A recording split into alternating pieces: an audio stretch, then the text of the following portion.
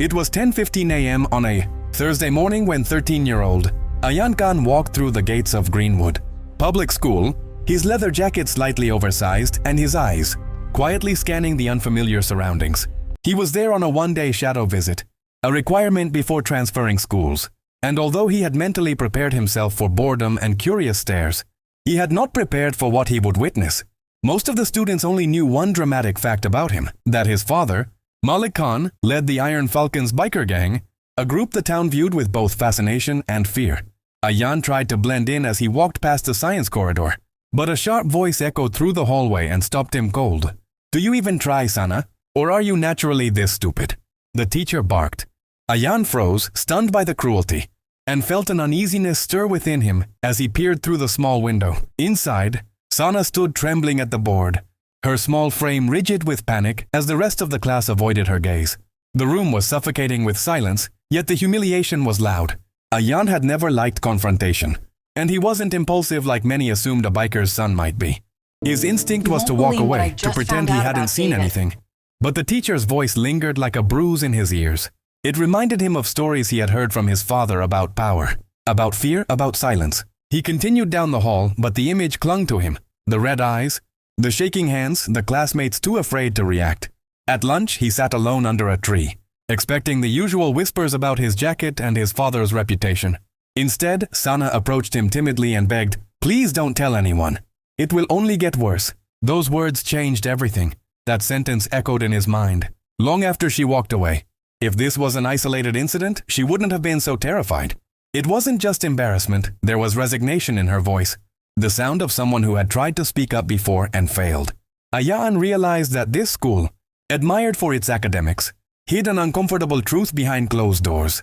That evening when he got home, he didn't storm or rage. He sat across from his father and quietly described everything, every word, every expression. Malik listened without interruption, his expression unreadable. The Iron Falcons were often misunderstood, seen only as rough men on roaring motorcycles. But beneath the leather and noise was a strict moral code. You don't stand by when someone vulnerable is being hurt. Malik placed a hand on Ayan's shoulder and said simply, "In this family, we don't ignore injustice." And with that, a decision formed. The next morning, Greenwood's parking lot echoed with deep, synchronized engine roars as 46 Iron Falcons motorcycles rolled in, not aggressively, but with calm purpose. Teachers peeked through blinds, students pressed against windows, and whispers swept through the building like wind. But the gang didn't shout or threaten. They stood in silent unity, their presence alone speaking louder than any confrontation. The administration emerged, tense and defensive. That's when Ayan stepped forward, surprising even himself. His voice was steady but resolute as he questioned the school's double standards, promoting respect while permitting emotional abuse.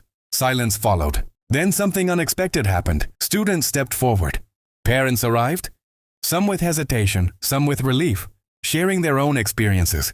Rumors became testimonies. The very presence of the bikers gave courage to those who previously felt powerless, turning a single complaint into a collective revelation that could no longer be dismissed. The investigation began the next week, and its findings shook Greenwood to its core. Multiple students described similar treatment, belittling remarks, public humiliation, and fear of retaliation. The once respected science teacher was suspended, and the administration faced pressure from both community and media. But the most profound transformation wasn't administrative. It was cultural. Teachers became more aware of their tone and actions. Students started supporting one another instead of staying silent. Anonymous reporting systems were implemented. Counseling programs were expanded. The parking lot protest wasn't about intimidation. It was about visibility and solidarity. The Iron Falcons didn't raise fists. They raised awareness. And gradually the atmosphere shifted. Hallways that once carried tension now held conversations. Classrooms that felt oppressive became spaces of encouragement. Ayan witnessed this transformation firsthand and realized his actions had sparked a ripple effect larger than he ever expected, extending beyond one classroom. In the months that followed, Ayan became an unexpected symbol of change, a quiet student who refused to ignore cruelty. Sana slowly regained confidence, participating in class without trembling.